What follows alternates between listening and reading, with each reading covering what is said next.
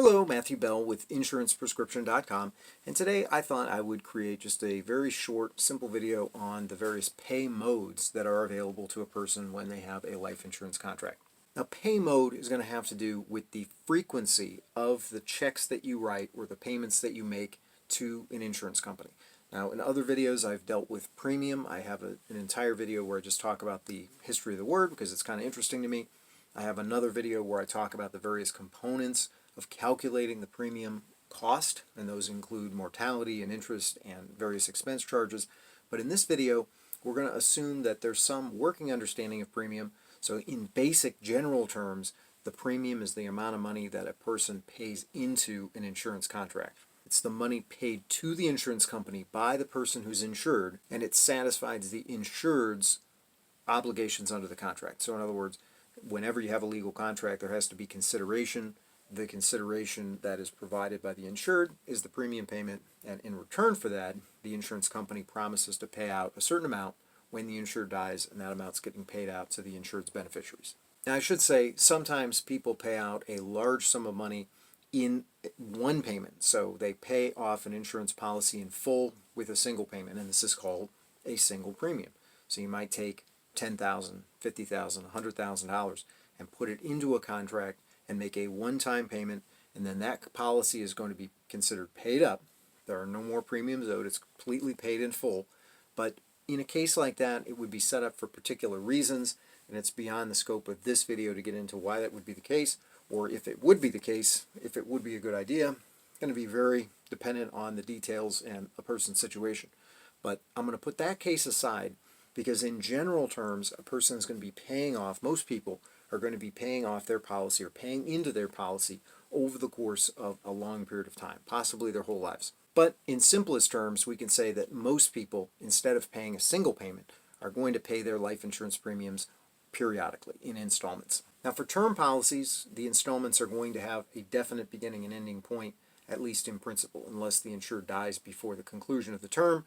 If it's a 10-year term or a 20-year term, the projected premium schedule is going to be paid for 10 years or 20 years, and then it'll be over. For whole life policies or universal life or adjustable premium policies, the premium schedule can vary widely. It can be over the course of the insured's entire life, but there are limited pay contracts and there are other ways of adjusting the premium such that the premium schedule can vary widely. But in general terms, we're talking about most contracts are going to be paid in installment payments over a period of time, as I said. Now, bear in mind that premiums are paid in advance of the coverage period. But for years in which you do have scheduled periodic payments, you're going to have to select a payment mode. You're going to have to understand that you're going to be able to pick between paying your contract in monthly installments, or paying it quarterly, or paying it semi-annually, or paying it annually. And those are the four general options. So if you pay it off in monthly installments, obviously in the past this would have meant that you would have written 12 different checks to the insurance company. In most cases now, you're probably not writing 12 checks.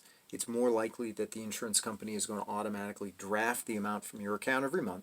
So it's called an electronic funds transfer, and the amount that you owe in premium is going to be taken from your bank account and simply paid off in that automatic kind of a way. Now, if you opt instead to pay it quarterly, some companies may be set up to pay that also with an EFT, but you may find yourself writing a paper check the old-fashioned way in that case, or directing the account to be paid in some other way manually.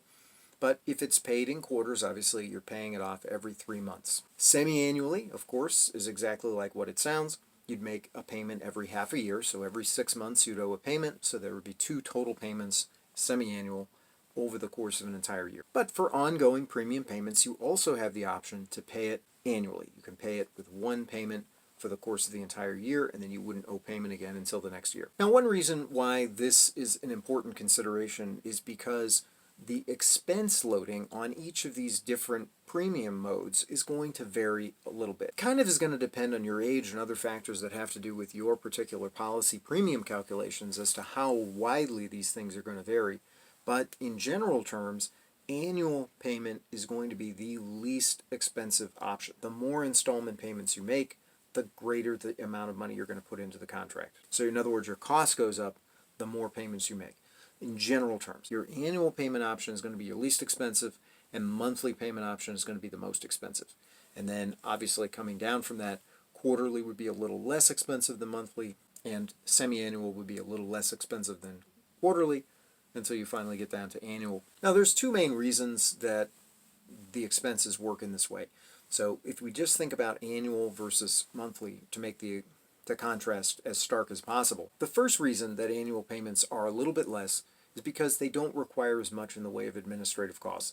12 checks are going to issue in 12 different pieces of paperwork that need to be done, then somebody is going to have to do that job. So in other words, the more payments you make, the more paperwork you have to have in order to keep track of it. And I say paperwork, but obviously in this electronic age, this age of data and computers, most likely this is going to be handled through a computer system, but still, the more payments, the more people have to look at the account more frequently, and that's going to cost a little bit of money in terms of business overhead. I get more in depth into expenses in my video on the 3 factors that go into premium payment amounts. But the second reason that annual payments are generally a little less expensive is got to do with the interest crediting factor.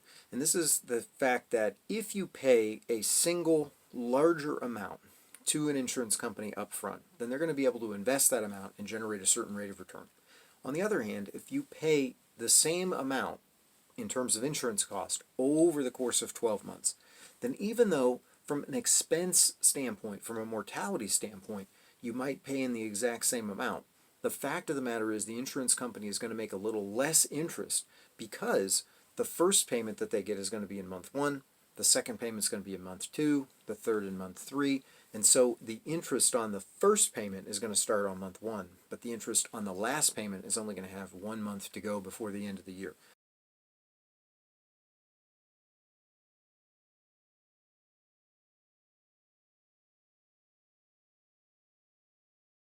Things kind of average out. The insurance companies have teams of actuaries to work this math out.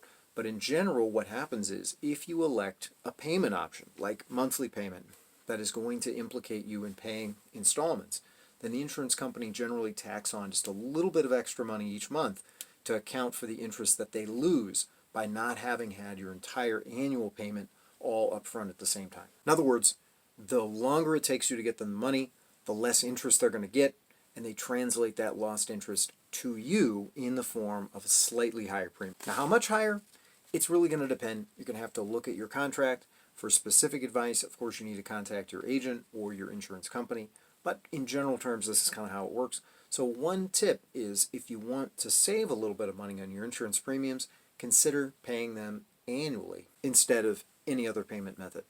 There is a slight asterisk to this, and that is in some cases, certain companies who bill by paper through some methods. So for example, let's say your insurance company bills by paper methods annually, semi-annually, and quarterly, but they draft if you select the monthly payment. It's possible that the expense loading will be altered slightly to account for the fact that the draft has a lower administrative and overhead cost than the other forms of payment, because the other forms of payment have to actually be received and processed by human beings who are paid a salary.